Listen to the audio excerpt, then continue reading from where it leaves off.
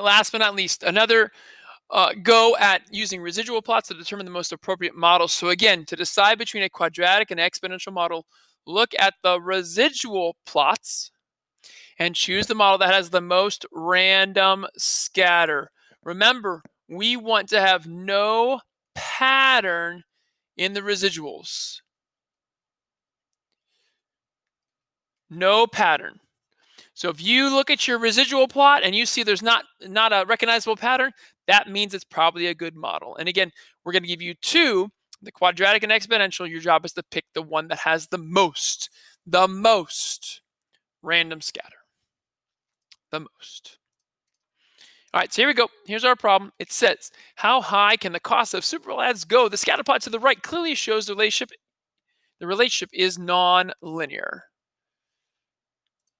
So I did adjust the problem, sorry.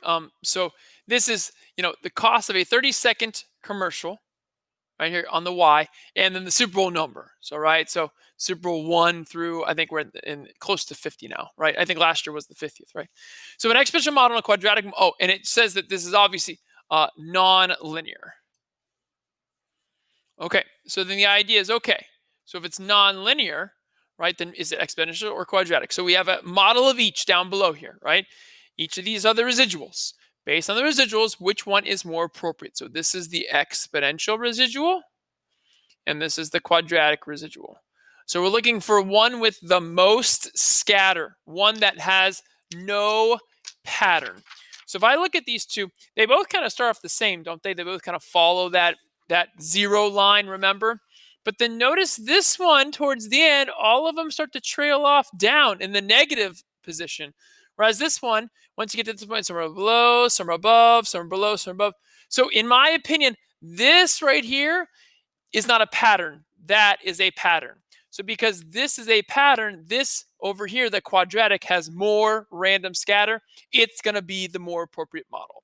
So we're going to say because the residual plot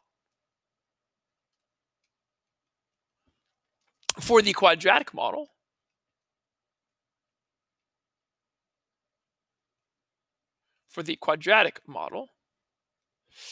is more randomly scattered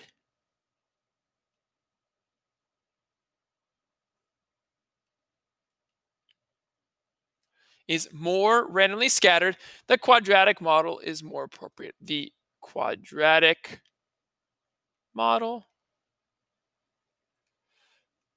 is more appropriate. There you go. Because the residual plot for the quadratic model is more randomly scattered, the quadratic model is more appropriate. All right, cool. All right, best of luck with your homework.